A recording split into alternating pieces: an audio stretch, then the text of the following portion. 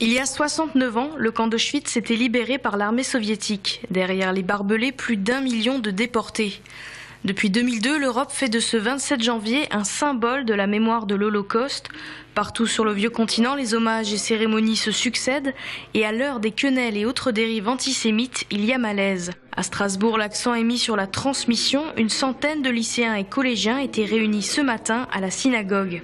La mémoire ne se perd pas, mais je pense qu'il faut entretenir inlassablement, répéter, former par le biais des écoles, par le biais des concours nationaux de la résistance, par le biais des rectorats, par le biais donc tout ce qui touche la partie éducative. L'ancienne génération disparaît. C'est, je crois, aussi une des actions, donc de former, d'expliquer, de faire comprendre aux jeunes ce qui s'est passé, de les préserver, de les informer, encore une fois. Les propos antisémites, malheureusement, se banalisent. La parole antisémite a été complètement libérée. C'est une réalité. Nous allons continuer encore longtemps. Mais en parlant d'histoire, on éveille aussi les consciences. Le Mémorial de la Shoah et tous ses partenaires qui participent à cette opération ont décidé que c'était les élèves qui étaient les porteurs de notre mémoire future et que c'est eux qu'il fallait essayer de sensibiliser à ces questions.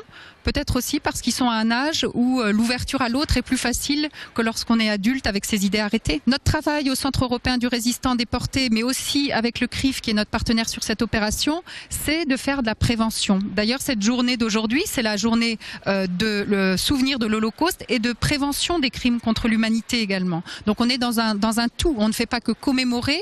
On appelle aussi à regarder le présent avec beaucoup de vigilance, parce qu'on sait très bien que même après la Seconde Guerre mondiale, des génocides se sont perpétrés et qu'il faut rester toujours attentif.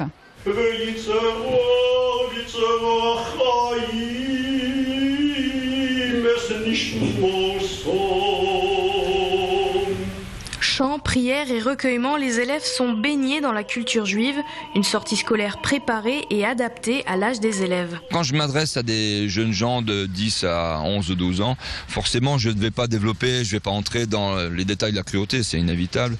Donc ce que je ferai avec des jeunes gens de 17 ans, puisque je l'enseigne aussi avec des élèves beaucoup plus âgés, je ne ferai pas avec eux, mais néanmoins, à 11 ans ou 12 ans, on peut entendre, me semble-t-il, qu'il y a 70 ans, 75 ans, des gens dans un pays d'Europe, un grand pays d'Europe, qu'on apprécie, qu'on aime, et certains de nos élèves sont allemands, ont décidé un jour dans ce pays, des gens qui étaient à la tête de ce pays, de désigner des gens et de les supprimer de la surface de la terre. Et ça, mes enfants, mes élèves ont très bien compris.